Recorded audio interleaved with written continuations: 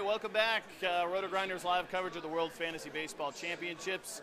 This guy look familiar? I think he does. Al Smizzle of Grinders Live, Sirius, Roto Grinders, everything fame. Al, you were excited about this event. I know when they first announced it, you're like, in. I think you were the first one in.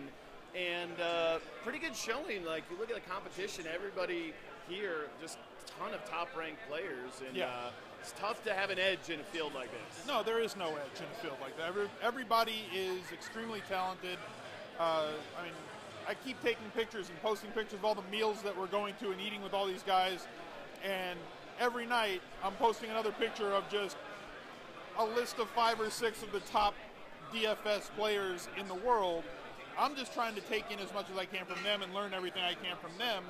And to me, that's the edge of coming to an event like this, is trying to rub elbows and mix with guys and get their takes, and there's something that they do a little bit differently from you, especially in a sport like baseball, where you can look at things a lot of different ways. There isn't one way to solve the puzzle. Yeah, there isn't. And, you know, you go a long way in helping people figure that out. And, you know, you don't get interviewed that much. We do it from time to time, but, you know, the thing that I know a lot of people ask you is, like, how do you remain being successful as a player when you go on Sirius and you do Grinders Live so often and you kind of give away some secrets? Well, we always joke about it on Sirius. Well, we have about 7 listeners. And, you know, on Grinders Live, nobody ever listens to me. So I'm just there to, like, you know, play with fire trucks and do fun things. And, you know, every once in a while there's something that I mix in that I think that people could be listening to. And people do hit me up on Twitter and say things like, hey, you know, you said this and that really helped me and I've become profitable. Or somebody tweeted at me last night, and I don't remember the gentleman's name, but I wish I did offhand, said, hey, I started with your quarter arcade challenge to try and build my bankroll, and I've won it for the 2nd or 3rd time this season, and it's really helping. So, like, little things like that do go a long way. But I don't think you know, the people that are in this room, if they're watching Grinders Live or listening to the show, they're not, like, taking notes and writing down, oh, Al Smizzle said this, I'm going to play him tonight.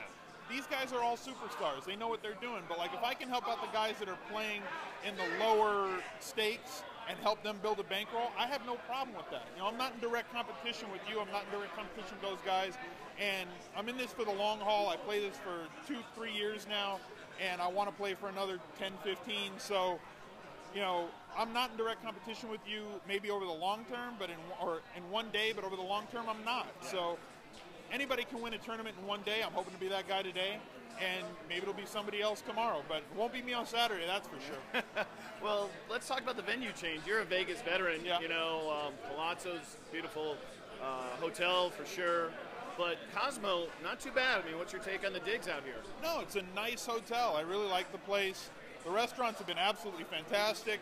Went out to sushi last night, and I'm not going to name drop, but, you know, there were some pretty good guys there, you know, Napster Man, CSU Ram. And, you know, lunch today, we met up today, and then I had lunch with some other guys at a different table. But the restaurants are fantastic. The rooms are really nice. Shot craps and played some blackjack last night with some guys, and spent some time in the sportsbook as well. So it's a really nice hotel. It's a great venue to be at. And, you know, it may not at this point be a once-in-a-lifetime experience for me to come to Vegas, but for a lot of people it is. So if you have the chance to qualify for something like this, or, you know, or any live event, you do have to try and take your shot. And if you get there, it's a lot of fun, man. What's the one question you want to ask Ricky Henderson tomorrow? The one question that I would like to ask Ricky Henderson: who is the toughest pitcher that he ever faced? I want to ask him who's the worst pitcher he ever faced. All of them. When I walked into the batter's box, I was going to hit a home run because he believes in BBP. First of all, Ricky wouldn't say. You're right. He would never say hi. He would never say hi. He would say when Ricky stepped into the batter's box. That's what I can't wait for. I can't wait for all the third person. Ricky reference tomorrow. Yes, I'm gonna. We have to come up with like something that we're gonna say every time he says Ricky. We say Ricky. Like, get all. Or else sit back and drink your Diet Coke. Or do a woo. Woo. Every time he says Ricky, we say woo. I love it. I love it. I love it. Al, you're a pro. Love you so much. Thanks for coming on. Yeah. And good luck the rest of the night. All right. Thanks, man. Bye, everybody. All right. That is Al Smizzle. We're live from Las Vegas. World Fantasy Baseball Championships. More coverage coming up next. RotoGrinders.com.